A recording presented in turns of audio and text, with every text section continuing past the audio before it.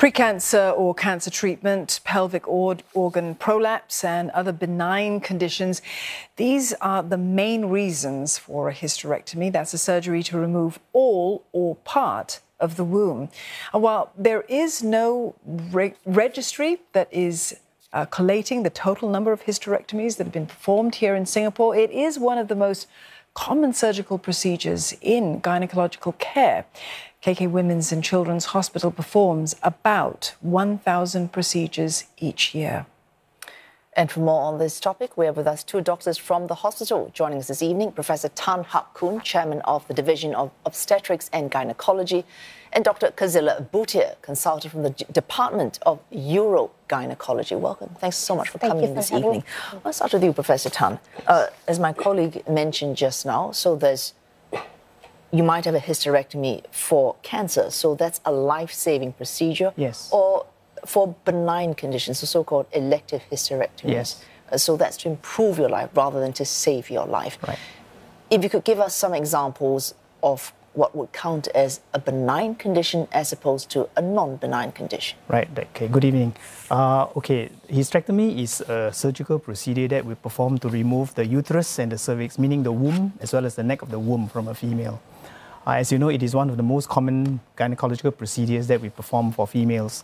And in KK Hospital, we actually perform more than 1,000 such procedures every year. In fact, for year 2022, we perform more than 1,200 procedures in that year. Okay, so that takes is about 20 cases per week. Okay, so there are many reasons why we perform hysterectomy. As you mentioned just now, it can be performed for benign conditions such as uterine fibroids causing heavy bleeding, or endometriosis, or something that we call adenomyosis that cause severe menstrual pain.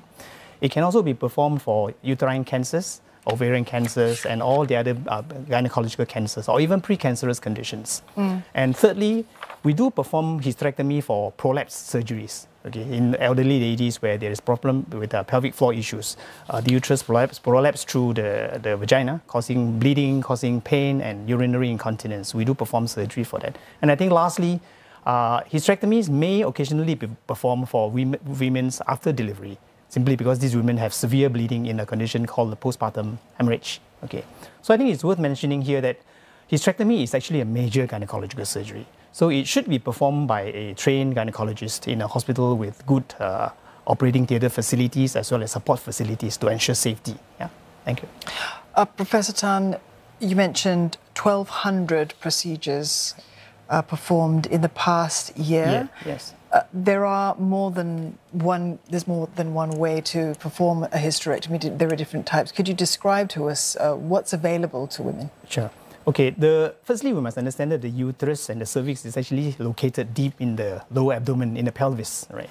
So to gain access to this organ, we need to have a few ways, okay? And in gynecology, we have a few type of surgeries that we perform routinely. Of course, the conventional way is something that we call open surgery, where we perform a procedure called laparotomy, where we make an incision of about 10 centimeters in the lower abdomen, either transversely or vertically, and to gain access into the lower abdomen and to remove the uterus. That is the open total hysterectomy. Okay. So secondly, of course, hysterectomies can be performed vaginally, where we actually make an incision up at the higher end of the vagina and gain access into the abdominal cavity through the opening in the vagina. And this is what we call a vaginal hysterectomy. Usually this is performed for prolapse surgery. Okay? And of course, thirdly, as you know, this word keyhole surgery, which is a very popular surgery nowadays, where we make 3 or 4 small incisions, about 1 to 2 centimeters each, in the abdomen, where we put in telescopes and cameras, and we perform the surgery through laparoscopy. Okay, that's number 3.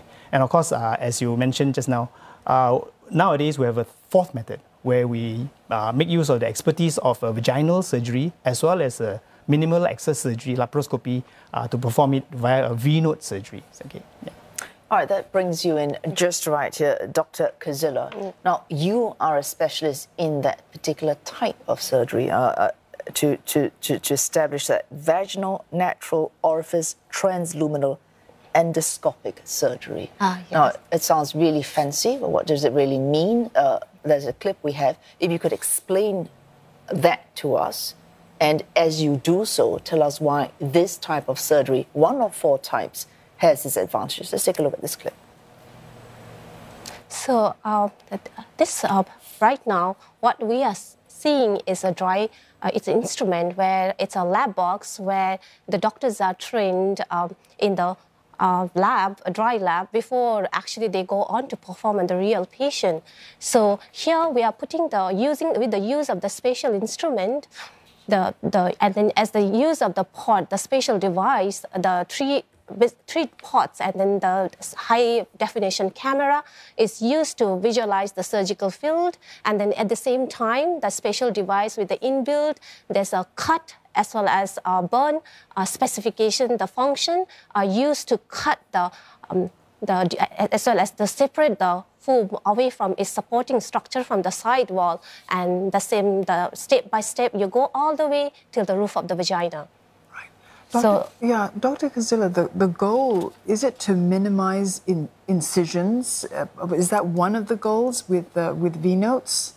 So, of course, the V-notes, it is a scarless surgery as compared to the abdominal surgery or laparoscopy surgery because it's done through the vaginal route. Yeah.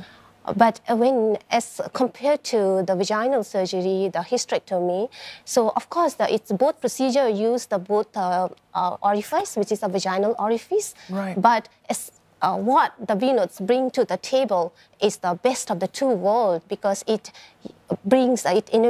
confers an advantage of least invasive, like a vaginal hysterectomy, right. But at the same time, it has an added advantage of having a laparoscopy, like better visualization and better... So it's what you said, that spatial device that is part of the surgery that makes it, I suppose, a modification and improvement of the second type that Professor Tan was referring to, the vaginal type of hysterectomy. Actually, it's not the device. Device is one of we do have different devices available, and we do have our own, that we just use the gloves and you improvise. But what is here is we are utilizing the two skill sets. One is a laparoscopy, at the same time vaginal hysterectomy. Dr. Kazila, are there specific individuals who are better candidates for V-notes than others? The V-notes are definitely, it's a challenge. Of course, it can be done with any gynae surgeries, like for the hysterectomies or to removal of the fallopian tubes or the ovaries. But of course, like compared to the vaginal hysterectomy is done for if the womb is prolapsed or the womb is dropping out of the vagina. But whereas the V-node surgery can be performed even with a non-descent uterus. Right. So it really depends on the condition. So different conditions like fibroids and adenomyosis, or if there's abnormal bleeding, anything, we need to remove the uterus can be done through V-nodes, or even for that matter, removal of the fallopian tubes as a risk reduction surgery, or even if the ovarian cyst, even cyst removal can be done through V-nodes. Even the removal of the fallopian tube in ectopic pregnancy can be done through V-nodes. Professor Tan, now all these surgeries, once you do them, you cannot reverse them. Right? Yes. And there's a reason why in many communities we have support groups for women who have had hysterectomies. That's right.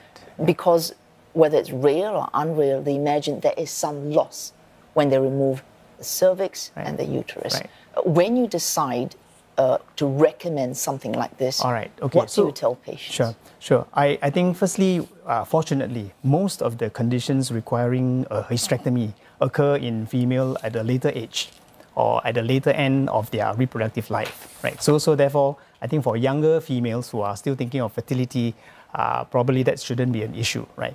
But as of any surgery, I think the first thing is you have to consult the gynecologist to look at the pros and cons of the surgery, the indication for the surgery, and maybe a counseling of the possible risks, complications before we perform the surgery. So it should be an individualized approach for all these surgeries, depending on the indication. And as to which type of the procedure you pick or you choose, that really has to be decided by both the gynecologist as well as the patient. Yeah. Professor Tan, Dr. Kazila, thank you very much for coming into the studios to talk to us about this important procedure. Thank you for having us. Thank you. Thank you.